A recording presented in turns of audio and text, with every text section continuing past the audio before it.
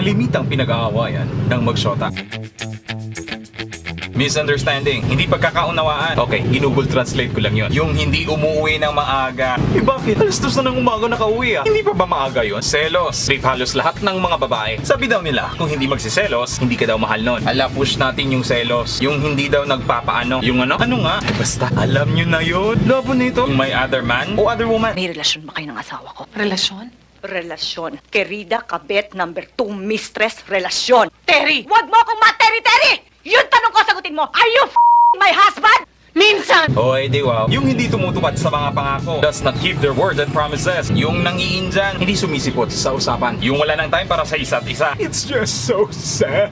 Yung may kasamang iba, lalo na pag sweet yung dalawa, nako, malaking gulo talaga yon. Yung nagiging issue si ex, hindi pa rin makamove on te, ganon. Kapag madaming ka-text, o di kaya dahil sa online game, Dota ako, COCO ako. At ito yung pinakamalupit, yung late mag-reply sa text. Yun na nga eh, kalimitang napakababaw lamang ang pinag-aawayan. Depende kasi, paano kung di naman makatwiran yung rason ng bangayan? Para lang kayong mga tanga. Uutugin ko kayo dyan eh. At lalo na pag yung lalaki hindi makareply sa text. Nako, napakalaking away na yun, panigurado. Kasi kung ano-ano na lang talagang pumapasok sa isipan ng iilang mga babae. Sabi nga nila, hindi daw mananalo ang mga lalaki laban sa mga babae. Kasi daw palaging sa mga kababaihan ang huling salita. Kung tama ka, mas tama siya. Kung may tama ka, may mas tama siya.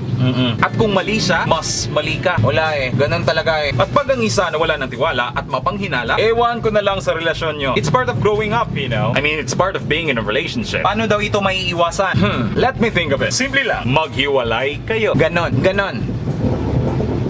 Ganon kasama yung noise pollution sa amin. Ganon, no? Ganon, yun, no?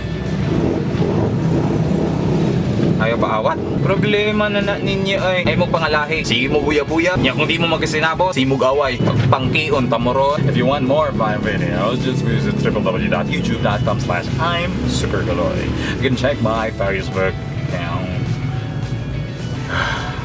Bye. Alam nyo niya. Nyo. Yung